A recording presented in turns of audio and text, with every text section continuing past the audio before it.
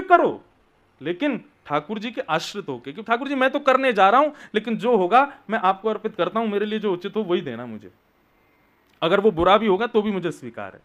इस प्रकार से ठाकुर जी के चरणों में जाओ। भगवान ने गीता में एक बार भी नहीं कहा कि अर्जुन तू जीतेगा, कभी नहीं कहा।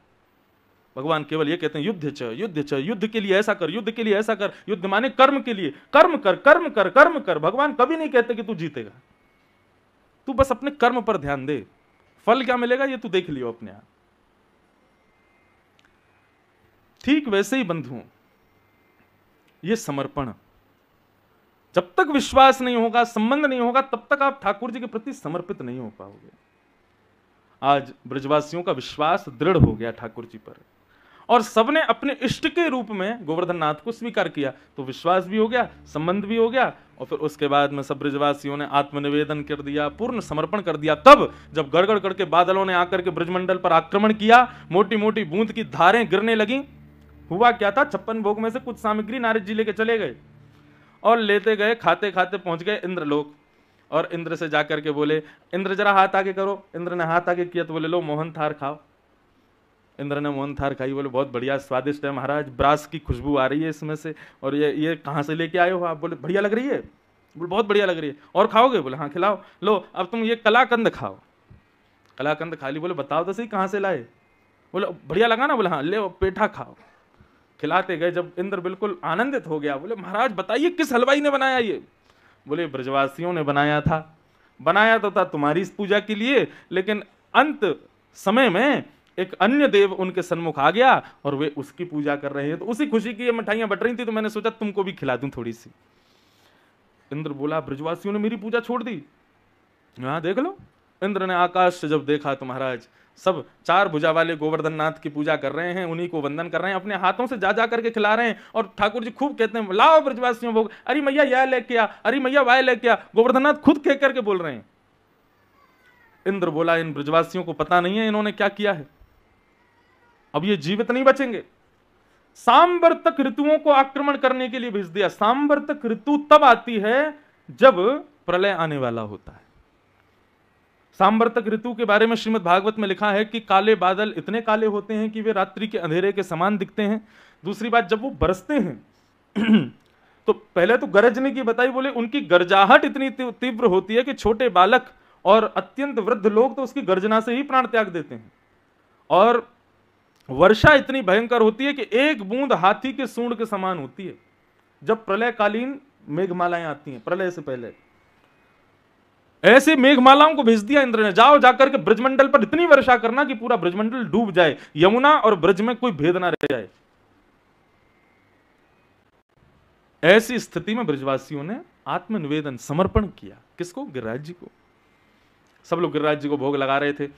ग्वाल बाल सब ठाकुर जी की ओर देखें और फिर गिरिराज जी को देखें, फिर ठाकुर जी को देखें, फिर गिरिराज जी को देखें। ठाकुर जी बोले कहा भैया देवता सुंदर है ना? बोले देवता तो लाला सुंदर है, लेकिन नेक नेक तोते शक्ल मिल रही है देवता की। ऐसा लग रहा हो जैसे तेरे ही 4 हाथ प्रकट है गए हो, तू ही ऊपर खड़ा हो। अरे लाला सही सही बताइए तेरी शक्ल क्यों मिल रही है याते? ठाकुर जी बोले अरे तू ना जाने, मैं अपनी गैया चरावे यही गोवर्धन पर्वत पे आता हूं ना, तो जा गैया को दूध मैंने पियो, वही गैया को दूध ये देवता पीवे, या हमारे हम दोनों की शक्ल एक जैसी। श्रीदामा बोलो ये कोई बात ना हो करे। क्यों? अच्छा श्रीदामा एक बात बता, तेरी शक्ल और तेरी बहन की शक्ल मिले कि ना मिले? बोले हाँ मिले तो है। क्यों? क्योंकि तुम दोनों ने एक ही मैया को दूध पियो। बोले हाँ लाला बात तो ठीक है, लेकिन लाला गैया को दूध तो बछड़ा भी पीवे, बाकी शक्ल क्यों ना मिले हमते? ठाकुर जी बोले अब ज्यादा दिमाग मत लगावे, बस यही हमारे मिले हमारी शक्ल। मतलब आप एक चीज देखना, इतनी बड़ी बड़ी क्रियाएं हो गई ब्रजवासियों को, लेकिन संशय नहीं होता ठाकुर जी पे कि ये भगवान तो नहीं है। और ठाकुर जी इतनी आसानी से सरल भाव में कह देते हैं, ब्रजवासी उसी को मान लेते हैं। यही तो प्रेम है। प्रेम में तर्क नहीं होता, प्रेम में वितर्क नहीं होता, कुतर्क नहीं होता, प्रेम में सहज स्वीकार होता है। प्रेमी जो कह दे उस बात का। जहां तर्क जन्म ले लेता है ना, देखो तर्क होना चाहिए, प्रेमी का अधिकार है कि वो तर्क कर सकता है, लेकिन तर्क के बाद में फिर सामंजस्य भी तो होना चाहिए। आजकल हम तर्क तो करते हैं, लेकिन तर्क करने के बाद में हम यह भी सिद्ध करना चाहते हैं कि तुम श्रेष्ठ नहीं हो। चाहे अपने माता पिता के प्रति हो, चाहे अपने बहन बंधुओं के प्रति हो, भाइयों के प्रति हो, अपने प्रियतम के प्रति हो, अपनी प्रियतमा के प्रति हो। हम तर्क तो करते हैं, लेकिन अंत में उत्तर क्या निकलता है? कुछ भी नहीं, वो तर्क फिर आ जाता है। लेकिन प्रेम में कुतर्क तर्क नहीं होता। वे सब ब्रजवासी कहते हैं लाला कह रहे हो तो ऐसा ही होगा, मान जाते। इतने में ही काले काले बादलों ने आकर के जब गर्जना करनी शुरू की, सब ब्रजवासी बोले लाला हमें तो पहले ही लग रही है इंद्र नाराज हो जाएगा, और अब वही है गयो, देख कैसी काली काली मेघमाला आ रही है, लाला रक्षा करनी पड़ेगी अपनी। सब ब्रजवासी इनकी। ठाकुर जी बोले जिनकी शरण में आए हो उन पर पूर्ण विश्वास और पूर्ण समर्पण रखो, वो तुम्हारी रक्षा करेंगे।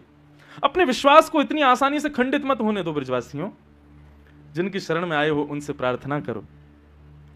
सब ब्रजवासी गोवर्धन नाथ से प्रार्थना करने लगे, हे गोवर्धन नाथ, हम आपकी शरण में हैं, हमारी रक्षा करो। जैसे ही मेघमालाएं गिरने लगी, सब ब्रजवासी आंख बंद करके भीगते जा रहे हैं और गोवर्धन नाथ से प्रार्थना करते जा रहे हैं। इतने में ही एक ब्रजवासी बोलो, अरे अरे देखो देखो, जल्दी नेत्र खोल के देखो, कहां भयो। और जैसे ही सब ब्रजवासी ने नेत्र खोल करके देखी तो कहां पायो, 7 वर्ष के कृष्ण ने 7 कोस लंबे चौड़े गिरिराज पर्वत को अपने बाम हस्त की इकन्नी उंगली पर धारण कर लिया, और धारण करके त्रिभंग लली है करके ठाकुर जी खड़े हुए हैं। और सब ब्रजवासी इनसे कहने आ जाओ आ जाओ आ जाओ, सब आकर के यहीं खड़े हैं, जाओ। सब ब्रजवासी दौड़ करके गए, चारों तरफ से ठाकुर जी को घेर लिया। सबने अपने अपने बांस बल्ली ऐसे लगा ली और मानो गिरिराज जी के नीचे एक परत जैसी बना दी हो बल्लियों की। परंतु सब देख रहे हैं ठाकुर जी की उंगली की तरफ। लाखों ब्रजवासी हैं, पूरा ब्रजमंडल था वहां पे। शेषनाग ने आकर के गिरिराज जी की सीमा में आकर के एक बांध बना लिया। सुदर्शन चक्र गिरिराज पर्वत के ऊपर इतनी द्रुत गति से चल रहा है कि ऊपर से गिरने वाला जल दूर की ओर जा रहा है। अगस्त मुनि आए, आकर के एक कोने में बैठ करके बाहर से आने वाले जल को पीते जा रहे हैं, और ठाकुर जी ब्रजवासियों की रक्षा कर रहे हैं। सब ब्रजवासी 4-5 घंटे तक तो मौन रहे, चुप बिल्कुल, और ठाकुर जी को देख रहे हैं। ठाकुर जी मंद मंद मुस्कुरा रहे हैं, कभी यहाँ ग्वाल वालों को देखें, कभी वहां गोपियों को देखें, कभी दूर खड़ी गैयाओं को देखें, और सबको देख करके ठाकुर जी मंद मुस्कुरा रहे हैं। सब ब्रजवासी साहस नहीं कर रहे पूछने का कि भैया ये हुआ क्या है, ये कैसे उठा लियो लाला ने इतना बड़ा पर्वत। कितने वर्ष के हैं? 7 वर्ष के हैं ठाकुर जी। कल जो लाला यहाँ गोवर्धन पर्वत उठा रहे थे उनकी आयु कितनी है? 5। सोचो उनसे 2 साल बड़े। और 7 वर्ष का बालक देखने में कितना नाजुक लगता है, कितना बिल्कुल ऐसा लग सकता है कि कोई विशेष कार्य कर पाएगा, नहीं कर सकता। लेकिन ठाकुर जी खड़े। एक ब्रजवासी बोले सुनो तुम सब चुप क्यों हो? बोले हम हमारे चुप हैं भैया, गिरिराज जी नीचे आ जाएंगे यदि लाला से बात करी तो। बोले क्यों? बोले लाला की नख पे ही तो हैं गिरिराज जी। बोले हाँ लाला की नख पे थोड़े ही है। तो हम सब ब्रजवासी ने ये बांस की डंडा लगा रखे हैं, ये ठाकुर जी यहाँ पे टिके हुए हैं, गोवर्धन नाथ यहाँ पे टिके हुए हैं, लाला ते कहो अपनी उंगली नीचे कर ले। सब ब्रजवासी बोले लाला बहुत देर रह गई ऐसे खड़े खड़े, अब तू यहाँ उंगलियां नीचे कर ले, हमने अपनी बांस बल्ली लगा रखी है, यहीं पे तो गिरिराज जी टिके हुए हैं, तू काहे को नाटक कर रहा है? ठाकुर जी बोले अच्छा मैं नाटक कर रहा हूं? बोले हाँ, या को नीचे कर। ठाकुर जी बोले तुम्हारी बांस बल्ली इन पर टिक रहे हैं ये? बोले हाँ, और नहीं तो कहा, तू क्या सोच रहा तेरी या पतरी सी उंगली पर टिके हुए हैं? ठाकुर जी बोले हम बे यही पर टिके हुए हैं ये। चल चल लाला बात मत बनावे, अब नीचे कर ले उंगली, बहुत देर रह गई तो खड़े खड़े। ठाकुर जी बोले कहां जाऊं मैं, कब मानेंगे कि मैं भगवान हूं? कभी नहीं, कोई कितनी बड़ी लीला कर लूं इनको कभी विश्वास नहीं होता।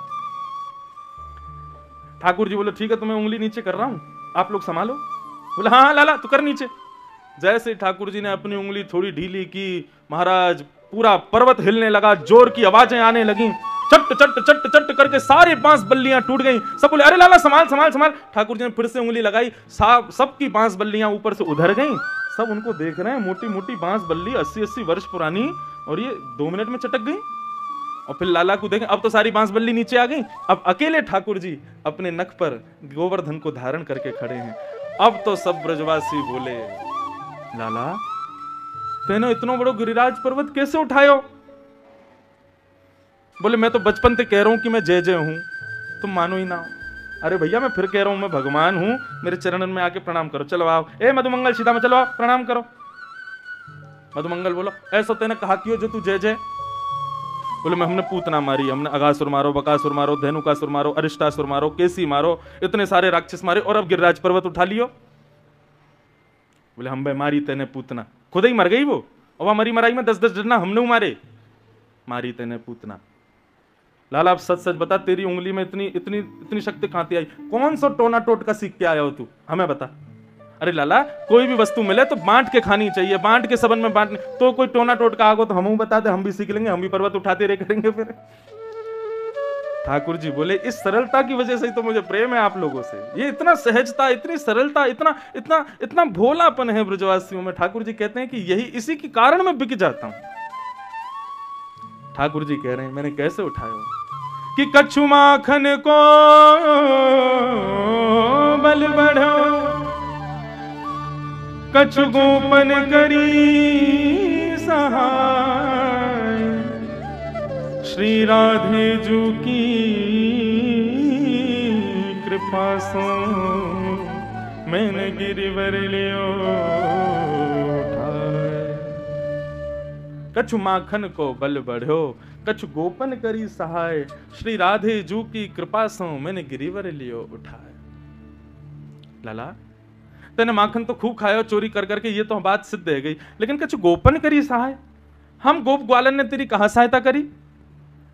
बोले, अरे जब गोवर्धन नाथ प्रकट भये और गोवर्धन नाथ प्रकट भये तो मैं उनके सामने खड़ा, तो आप सब लोग कभी गिरिराज जी को देखो फिर मुझे देखो, दोनों की शक्ल एक जैसी ना, तो बार बार जब मेरी ओर टकटकी लगा करके देख रहे तो आप सबन की शक्ति मेरे भीतर आ गई, और जैसी सबन की शक्ति मुंह में आई, इतने लाखों ब्रजवासी की शक्ति लेकर के मैंने गिरिराज जी उठा लिए। आप सबन की मेरे दर्शन के मारे आप सबन की शक्ति मुंह में आ गई, तब मैंने गिरिराज जी उठाए। ब्रजवासी बोले, तभी तो हम कमजोर रहते जा रहे हैं, तभी 2-3 दिन आते बड़ी घबराहट सी है रही। मैं तो याद कह भी रहा हूं कि भाई चलवे में सांस फूल रही है, कमजोरी क्यों आ रही है? अब तो चली, तेने शक्ति चुरा ली है हमारी। भगवान बोले, कहां जाऊं मैं? हाँ, यही बात है।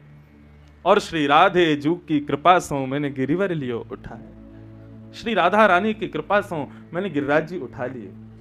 बंधुओं, महाकवि श्री जयदेव महाप्रभु कहते हैं गीत गोविंद में, अभिनव जलधार सुंदर धृत मंदर धृत मंदर,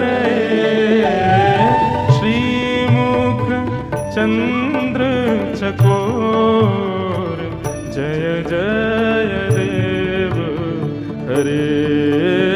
श्रीमुख चंद्र चकोर, जय जय देव हरे।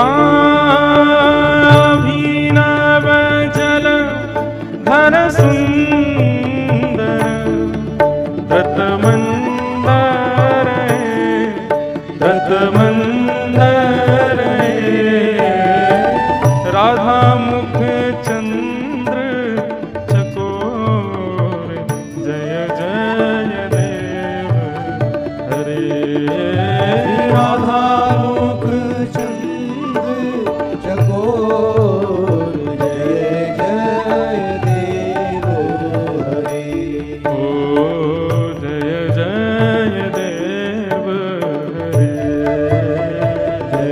जय जय देव हरे। जय जय देव हरे, जय जय देव हरे। आज से 1000 वर्ष पूर्व पृथ्वी पर एक बहुत बड़े कवि हुए बंगाल के, उनका नाम था श्री जयदेव महाप्रभु। महाकवि का नाम उपाधि मिली थी उनको। तो जयदेव महाप्रभु जगन्नाथ जी को रिझाने के लिए गीत गोविंद ग्रंथ लिखा उन्होंने, जिनमें 8-8 श्लोकों की अष्टपदियां हैं। और उन अष्टपदियों में श्री जयदेव महाप्रभु ने संस्कृत भाषा में ठाकुर जी की लीला के भेद खोले। ये लीला कैसे हुई होगी, ये लीला के पीछे क्या राज है, इस लीला के पीछे क्या राज है। और जब करते करते वो गोवर्धन लीला पर पहुंचे, तब उन्होंने क्या लिखा, अभिनव जलधर सुंदर। बोले, जब ब्रजमंडल पर भयंकर वर्षा ऋतु का आक्रमण हुआ, भारी मेघमालाओं को जब इंद्र ने भेजा, अभिनव जलधर सुंदर धृत मंदर ए, उस समय श्याम सुंदर ने धृत धारण किया, किसको? मंदर यानी कि पर्वत को। बोले, कैसे धारण किया? तब वे कहते हैं, श्रीमुख चंद्र चकोर, जय जय देव श्री जयदेव महाप्रभु कहते हैं, बोले वास्तविकता यह है कि भैया जब श्री गर्गाचार्य जी आए थे तो गर्गाचार्य जी मैया को यह तो बता के नहीं गए कि मैया ये नारायण है, क्योंकि भगवान ने मना कर दिया था, लेकिन गर्गाचार्य जी एक चीज बता के गए थे, क्या? नारायण समो गुणई ही, मैया तुम्हारा जो लाला है ना ये नारायण के समान गुण वाला है, यदि कभी कोई अद्भुत क्रिया करे तो घबराना नहीं, ये कर सकता है, तो ये बहुत बड़े बड़े काम करेगा, एक दिन ये पर्वत भी उठाएगा। मैया को पहले ही बता के गर्गाचार्य जी, और मैया जब ये पर्वत उठावेगा तो इसकी शक्ति छीण ना हो जाए, उसके लिए आप एक काम करना, आपके लाला की गोपनीय शक्ति भी एक कन्या के रूप में जन्म ले चुकी है वृंदावन में। मैया बोली कौन? बोले वृषभानु जी है ना, वृषभानु नंदिनी श्री राधा रानी, वो आपके लाला की गोपनीय शक्ति है, आह्लादनी शक्ति है। जब कभी भी आपको लाला कोई विशेष लीला करेगो, जब कभी भी आपको लाला कोई ऐसा अद्भुत कार्य करे जो मानव नहीं कर सके, वास्तव में मैया आपको इतना ध्यान रखना है कि वृषभानु नंदिनी राधा रानी को लाकर के अपने लाला के सामने खड़ो कर दियो बस। क्यों? बोले जब वो या के सामने आकर के खड़ी हो जाएंगे ना तो वाकई दृष्टि से या को बल प्राप्त होगा, वो या की शक्ति है मैया। तो आज जब ठाकुर जी ने गोवर्धन पर्वत धारण किए तो यशोदा मैया ढूंढ रही हैं, सब ब्रजवासियों के पास जाके पूछ रहे हैं, अरे भैया वृषभानु जी कहाँ हैं, बरसाने वाले वृषभानु जी कहाँ हैं? सब खोजते खोजते खोजते कहीं दूर पहुंची, तब जाके वृषभानु जी मिले। वृषभानु जी से जाकर के यशोदा मैया बोली, बाबा ऐसे ऐसे गर्गाचार्य जी ने एक बार मुझको बताई, आप कृपा करके अपनी लाली दो, कहाँ है तुम्हारी लाली? मैं अपने लाला के पास जाके वाकू खड़ो कर दूं ताकि मेरे लाला की शक्ति छीण ना हो। वृषभानु जी के नेत्र सजल हो गए, बोले मैया 3 दिनों से मैं भी खोज रहा हूं, मेरी लाली मिल ना रही है, पूरे बरसानों खोज रहे हो, हमारी लाली कहां चली गई है? गोवर्धन पर्वत के नीचे सब लोग खोज रहे हैं। 2 टेंशन की स्थिति हुई थी गिरिराज लीला के समय। पहली स्थिति तो ये थी भैया कि इतनी वर्षा कर रहा हो, पता ना डूब जाएंगे, मरेंगे, जिंगे, कहा होगा। और दूसरी चिंता का विषय था कि श्री राधा रानी खो गई थी, कहां चली गई किसी को नहीं पता। 4 दिन है गए, लाला अब थोड़े थोड़े थकन लगे, तब यशोदा मैया को चिंता भई कहाँ है वृषभानु नंदिनी? तो जा शिला के ऊपर ठाकुर जी खड़े, वह शिला के पीछे जाकर के यशोदा मैया ने जैसे ही देखो तो कहा पायो दिव्य तेज प्रकट है रहे हो है। कहां से प्रकट है रहे हो है? बोले शिला के पीछे श्री किशोरी जी, श्री राधा रानी अपनी भ्रुकुटी टेढ़ी करके और एक टक गिरिराज जी को देख रही हैं, और उनके नेत्रन से एक ज्योति प्रकट है रही है, वही ज्योति के कारण श्री गिरिराज जी ऊपर टिके भय। क्या समझ आया? वास्तव में गिरिराज धरण हमारे कन्हैया नहीं है, श्री राधा रानी है। ठाकुर जी तो केवल उंगली लगा के ऐसे नाटक कर रहे हैं, वास्तव में गिरिराज जी तो श्री किशोरी जी ने अपनी भ्रुकुटी पर उठा रखे हैं। बोले राधा रानी की जय। ठाकुर जी की आह्लादनी शक्ति है। तभी जयदेव महाप्रभु कहते हैं श्री मुख चंद्र चकोर जय जय देव हरे। ये जो अष्टपदी है ना, जय जय देव हरे, जगन्नाथपुरी में आज भी सुबह और रात्रि में शयन के समय गाई जाती है ठाकुर जी के सामने। क्यों? क्योंकि ऐसा कहते हैं कि जयदेव महाप्रभु जब अष्टपदी लिखते थे तो अष्टपदी लिखते ही अंत में लिखते थे जय जगदीश हरे। परंतु जब अष्टपदी ये वाली जो हम गा रहे हैं, ये जब गाते हुए आए, श्रुत कमला कुछ मंडल धृत मंदर इसका जब गान करते हुए श्री जयदेव महाप्रभु आए तो आधा पद ही हुआ था कि श्री जगन्नाथ महाप्रभु इतने प्रसन्न हो गए, इतने आनंदित हो गए कि अंतिम भाव जय जगदीश हरे गाने से पहले जगन्नाथ जी गाने लगे जय जय देव हरे। इसलिए ये अष्टपदी बड़ी महत्व भाव रखती है, इसलिए अष्टपदी बड़ी विशेष प्रिय है श्री जगन्नाथ जी को। कभी भी जगन्नाथपुरी जाओ, श्री जयदेव महाप्रभु की अष्टपदी कहीं कोने में ही खड़े होके, मंदिर में जगह ना हो बाहर खड़े होके, बाहर भी जगह ना हो समुद्र किनारे जाके जयदेव महाप्रभु की अष्टपदी ठाकुर जी को नित्य सुनाओ, जरूर सुनाओ। श्री भक्तमाल जी में श्री नाभा जी कहते हैं ता सुनवे राधा रमण अवश्य पधारे। बोले अष्टपदी कैसी? बोले जब भी कोई व्यक्ति गाता है जयदेव महाप्रभु की अष्टपदी तो उसको सुनने के लिए राधा रमण जी रूप बदल के ही सही आते जरूर हैं, इतनी प्रिय है। एक मौलवी थे तो उनका कोई हिंदू मित्र था, तो उनसे उन्होंने कहा कि भाई हम लोग जैसे नमाज अदा करते हैं, आदि आदि सब अपनी क्रियाएं अपने खुदा को प्रसन्न करने के लिए करते हैं, तुम्हारा भगवान कैसे प्रसन्न होता है, उसके लिए क्या है? तो उस समय जयदेव महाप्रभु ने ये अष्टपदी लिखी थी, गीत गोविंद बड़ी प्रचलित हो गई, तो उन्होंने बताया बोले आप गीत गोविंद का पाठ करो तो आपको हमारे ठाकुर जी के दर्शन हो जाएंगे। इतनी तत्परता से, इतने भाव से उस मौलवी ने गीत गोविंद का पाठ किया श्री जयदेव महाप्रभु की कि उनके गीत गोविंद के पाठ करते ही नन्हे से सांवले से पीतांबरी पहने हुए नन्हे से बालक के रूप में श्याम सुंदर उनके सामने आ गए। और जितनी देर वो मौलवी पाठ करता रहा उतनी देर ठाकुर जी रहते, जैसे ही पाठ पूरा होता वो अंतर्ध्यान हो जाते। उसने ये बात किसी को नहीं बताई, बोले कि मैंने अपने धर्मावलियों को बता दी तो मेरे को जान से मार देंगे।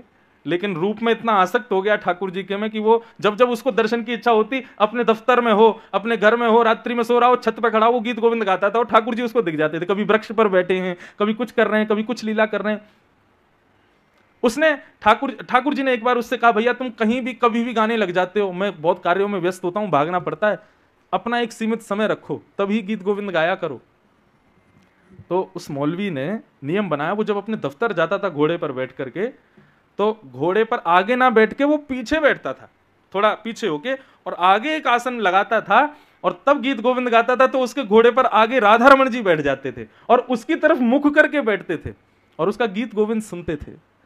एक बार अपने दफ्तर जाने में इतना विलंब हो गया उसको कि उसने ठाकुर जी को आसन नहीं दिया, लेकिन वो घोड़े की नाल की आवाज पर ही गीत गोविंद गाता था। तो गीत गोविंद गाना जैसे ही शुरू किया तो ठाकुर जी प्रकट तो हुए, लेकिन बैठने को आसन नहीं दिया। तो ठाकुर जी बोले कहां जाऊं? तो घोड़े के आगे ठाकुर जी उल्टे चलने लगे और चलते चलते गीत गोविंद सुनते हुए चल रहे। इतना प्रेम करते हैं ठाकुर जी गीत गोविंद से। अभिप्राय केवल गीत गोविंद का नहीं है, भक्त जब अपने हृदय के भाव ठाकुर जी के सामने गाता है ना, ठाकुर जी को बहुत सुख मिलता है। जयदेव महाप्रभु ने गाया, ठाकुर जी को प्रिय लगा। हम लोग अपने भाव गाएं, ठाकुर जी को प्रिय लगेंगे।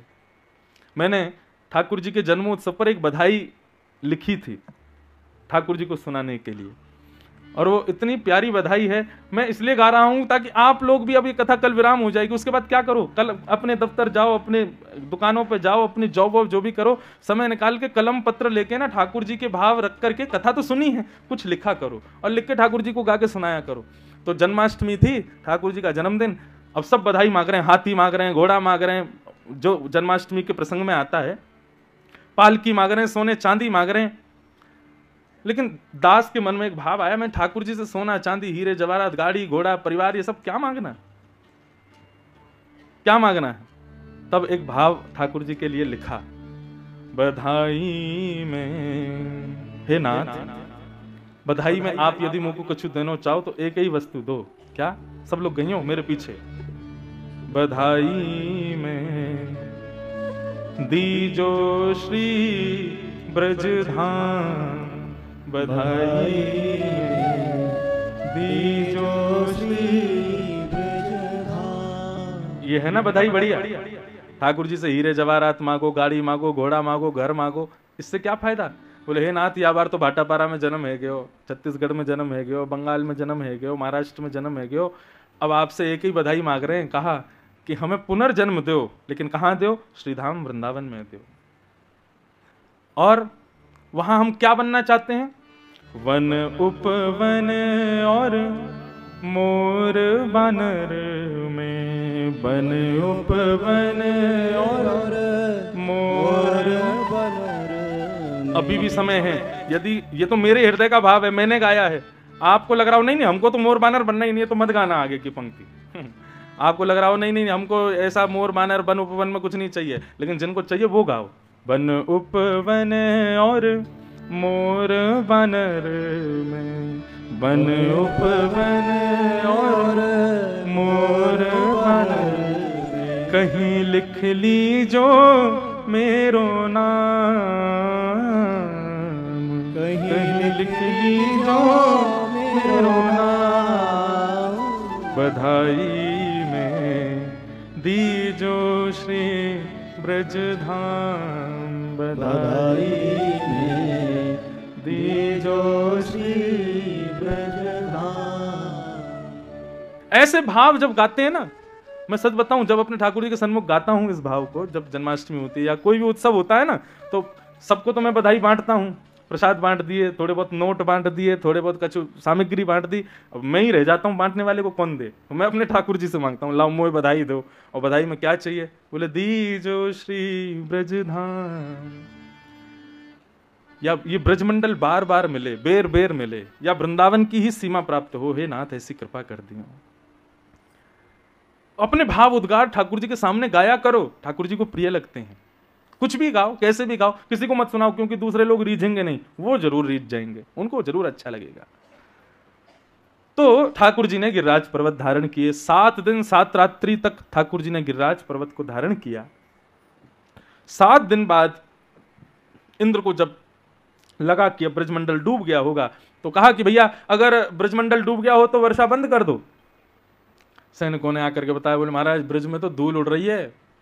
बोले धूल उड़ रही मतलब? बोले खुद ही देखो। जैसे ही ऊपर से इंद्र ने देखा, सुदर्शन चक्र इतनी द्रुत गति से घूम रहे हैं, भगवान गिरिराज पर्वत धारण करके खड़े हैं, शेषनाग ने बाहर बांध बना दिया ताकि पानी भीतर ना आवे, और अगस्त मुनि बैठ करके पूरे जल का पान कर रहे हैं, आदि आदि ये सब व्यवस्थाएं ब्रजमंडल में हो गई। इंद्र बोला राम राम, अब तो मेरी वही गति होगी जो ब्रह्मा की हुई।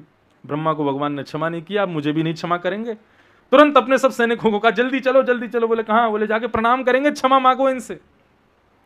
वर्षा जैसे ही बंद हुई, सब ब्रजवासी बाहर आए। ठाकुर जी ने धीरे से गिरिराज पर्वत को यथावत स्थान पर स्थापित किया।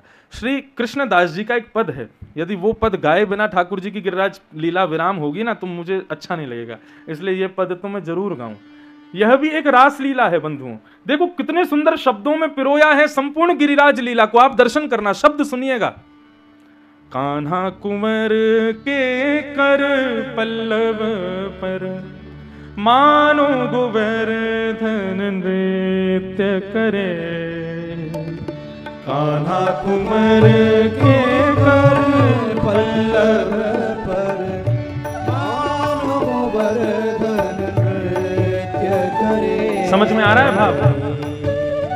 कृष्णदास जी ऐसा वर्णन कर, श्री नंददास जी का पद है। नंददास जी कह रहे हैं, बोले कान्हा कुंवर के कर पल्लव, कर माने हाथ, पल्लव यानी कि उंगलियों पर, मानो गोवर्धन नृत्य करे। श्री गिरिराज जी नृत्य कर रहे हैं और ठाकुर जी अपनी उंगली पर धारण करके बैठे हैं। ये स्थिति कब की है? बोले जब बहुत दिन तक वर्षा होती रही, ब्रजवासी थक गए, हार गए, कुछ सो गए, कुछ बैठे हैं, कुछ नीचे नजर करके बैठे हैं, लेकिन ठाकुर जी को सुस्ती नहीं आई है। ठाकुर जी तो गिरिराज जी के संग में आनंद कर रहे हैं, उनको रास लीला करा रहे हैं अपनी उंगलियों के ऊपर। तब नंददास जी लिखते हैं, कान्हा कुंवर के कर पल्लव पर मानो गोवर्धन नृत्य करे। कान्हा कुंवर, सब लोग गाओ। पल्लव पर मानो गोवर्धन नृत्य करे। ज्यों ज्यों तान उठत मुरली की, ज्यों ज्यों तान उठत मुरली की। मुझे वो दृश्य कभी कभी अनुभव होने लगता है। ठाकुर जी की उंगली पर गिरिराज जी नृत्य कर रहे हैं और उस नृत्य को देख करके ठाकुर जी के कमर में बंधी हुई बंशी अपने आप बजने लगती है, उसमें अपने आप स्वर प्रकट। अब कोई नृत्य करे तो स्वर भी होना चाहिए ना। अब देखना इस पद में स्वर भी आएंगे, ताल भी आएंगे, मृदंग भी बजेंगे और प्रकाश भी होगा, सब कुछ होगा। तो जैसे ही वंशी बजने लगती है, ठाकुर जी उसको उठाते हैं। एक हाथ से तो गिरिराज जी उठा रखे हैं और दूसरे हाथ से ठाकुर जी वंशी भी बजा रहे हैं। ज्यों ज्यों तान उठत मुरली की, ज्यों ज्यों तान उठत मुरली की। त्यों लालन अधर धरे मानो गोवर्धन नृत्य करे। कान्हा कुंवर के कर पल्लव पर मानो गोवर्धन नृत्य करे। अब वंशी बजने लगी, गिरिराज जी नृत्य कर रहे हैं, तो यह देख करके आकाश के बादल जब गरजते हैं आपस में टकरा करके, तो मानो जैसे वे मृदंग बजा रहे हो, ताल दे रहे हो गिरिराज जी को नाचने के लिए। आकाश के बादलों ने विचार किया, भैया भले इंद्र की आज्ञा मान के वर्षा तो कर रहे हैं, लेकिन नीचे का ये स्वरूप देख करके लग रहा है कि असमय में हमारी गर्जना ना हो, ऐसे समय पर गर्जना करो कि लगे कि ताल बज रही है। और उस ताल पर श्री गिरिराज जी नृत्य कर रहे हैं। आहा, मेघ मृदंगी मृदंग बजावत, मेघ मृदंगी मृदंग बजावे। ताम निदम के मानो दीप जले, मानो गोवर्धन नृत्य करे। कान्हा कुंवर के कर पल्लव पर मानो गोवर्धन नृत्य करे। मानो गोवर्धन नृत्य करे, मानो गोवर्धन नृत्य करे। ठाकुर जी नृत्य करा रहे हैं श्री गोवर्धन नाथ को, और जैसे ये दृश्य ग्वाल वालों ने दिया तो ग्वाल वाल क्या कर रहे हैं? ग्वाल ताल दैनी को गावे। जैसे ही देखा कि ठाकुर जी के कर पल्लव पर गिरिराज जी नाच रहे हैं तो ग्वाल वाल भी ताल दे दे करके, कान पे हाथ लगा लगा करके स्वर गा रहे हैं, गिरिराज जी को नृत्य करा रहे हैं। गायन के संग सुर जो भरे। आहा, पीछे कोरस कौन कर रहा है? बोले गैया कोरस कर रही है, वंशी के पीछे पीछे गा रही हैं, स्वर लगा रही हैं। कौन नाच रहे हैं? बोले गोवर्धन नाथ नाच रहे हैं। और यह दृश्य देख करके देत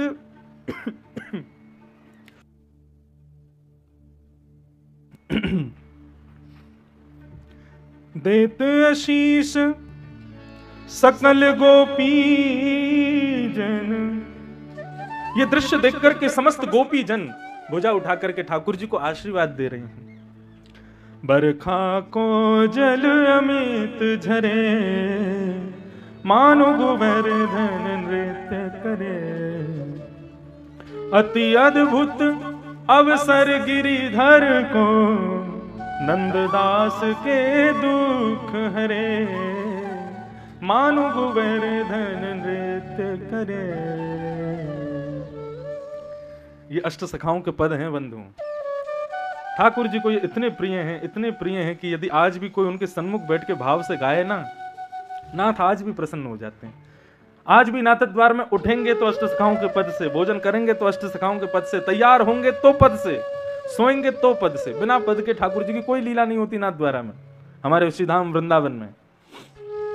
ऐसे पदों की ये सेवा है, इसको नित्य गाया करो, अपने ठाकुर जी को सुनाया करो कुछ कुछ पद निकाल के। तो इस प्रकार ठाकुर जी ने गिरिराज जी को धारण किया और इंद्र के आगमन पर ठाकुर जी ने पुनः गिरिराज जी को यथावत स्थापित कर दिया और ब्रजवासी सब घर को जाने लगे। भगवान एकांत में इंद्र के पास गए। इंद्र ने चरण में झुक करके भगवान की स्तुति गाई और भगवान से क्या कह रहे हैं? ठाकुर जी मुझे दंड दीजिए। पिता गुरुस्तम जगतामधीशो, दुरत्ययः काल उपात्त दंड। हिताय स्वेच्छा तनुभि समीहसे, मानं विधुन्वन् जगदीश मानिना। गुरु को चाहिए और पिता को चाहिए अपने शिष्य को, अपने पुत्र को ज्यादा लाड़ प्यार ना किया करे। यदि आप गुरु बन गए हो, यदि आप किसी के पिता हो, आप पुत्र या पुत्री आपके वश में हैं, तो आपको चाहिए कि उनको ज्यादा लाड़ प्यार ना किया करे। हाँ, क्योंकि हमारे शास्त्र क्या करते हैं? लालनाथ बहुबो दोषात, लाड़ करने से बहुत दोष आ जाते हैं बालकों में। और ताड़नाथ बहुबो गुणा, ताड़ना करने से खूब गुण आ जाते हैं बालकों में। इसलिए क्या करो? बोले तस्मात् पुत्रम च शिष्यम च, इसलिए पुत्र के प्रति, शिष्य के प्रति ताड़ेत न तु लाड़ेत, ज्यादा लाड़ प्यार मत करो, बिगड़ जाएगा नहीं तो वो। और कब कब लाड़ करना चाहिए, कब कब उसको दुत्कारना चाहिए, ये भी लिखा है। बोले लालयत 5 वर्षाणी, केवल 5 वर्ष तक लाड़ करो। जैसे ही 5 साल का हो जाए फिर 10 वर्षाणी ताड़यत, और प्राप्त तु 16 वर्षे पुत्र मित्र वदाचरित। सबसे बढ़िया समय है बालकों को सुधारने का 6 वर्ष की आयु से लेकर के 16 वर्ष की आयु तक। इसमें आप जैसा मोल्ड कर दोगे बच्चों को वैसे हो जाएंगे। और यदि इसमें आपने उन पर ध्यान नहीं दिया तो फिर सीताराम है उसके, भूल जाओ, कुछ नहीं हो पाएगा फिर। भगवान भरोसे है, राम भरोसे छोड़ देना फिर। लेकिन